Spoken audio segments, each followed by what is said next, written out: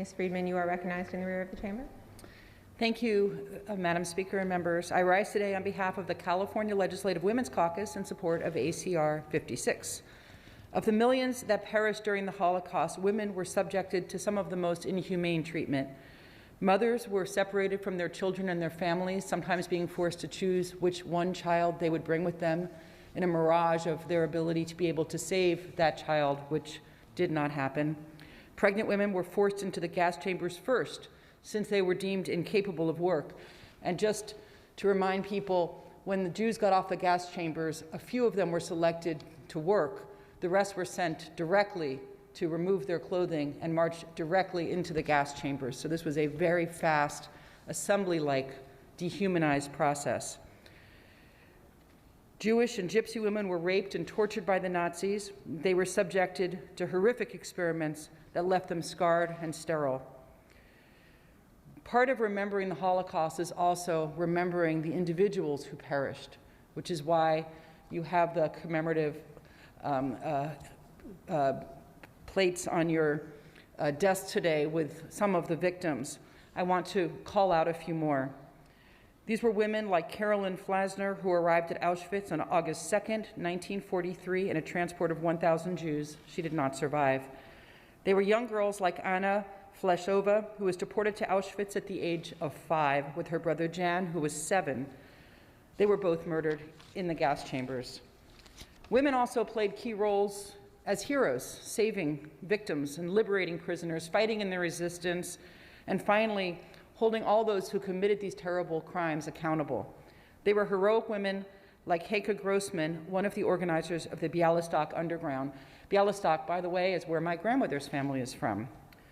Brave women like Alla Gertner, Regina Safrajan, Esther Weschbaum, and Rosa Ropta, who supplied the gunpowder that members of the Jewish Sanker Commando at Auschwitz used to blow up a gas chamber and kill several SS men during the uprising in October of 1944.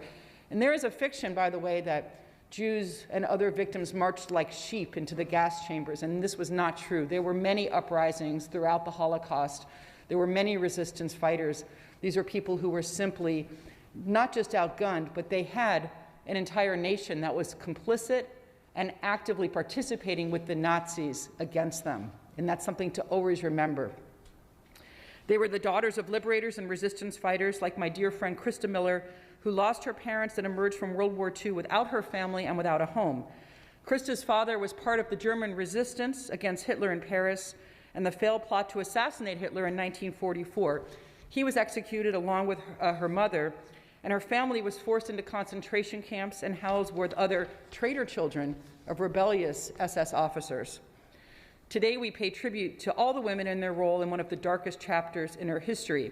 We honor their sacrifice, indomitable strength, and spirit. We remember the individual acts of bravery, perseverance, and leadership.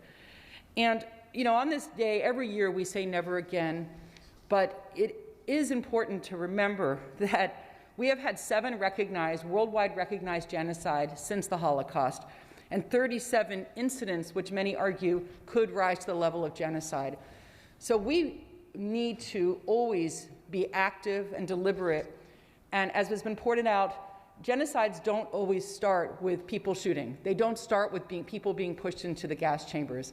They start with a casual acceptance of hatred, of racism, of anti-Semitism, allowing those tropes to go unanswered. We need to speak out. We need to promise that we will speak out when we see those in our midst.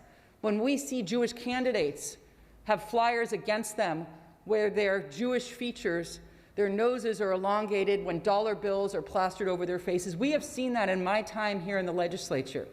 We need to speak out when we hear Jews on the worldwide stage uniquely called out and uniquely held to a higher standard than other nationalities. We need to recognize when people talk about Jews controlling the media or controlling the banks or being greedy or being rich, that these are the same anti-Semitic tropes that people use to justify the extermination of an entire people.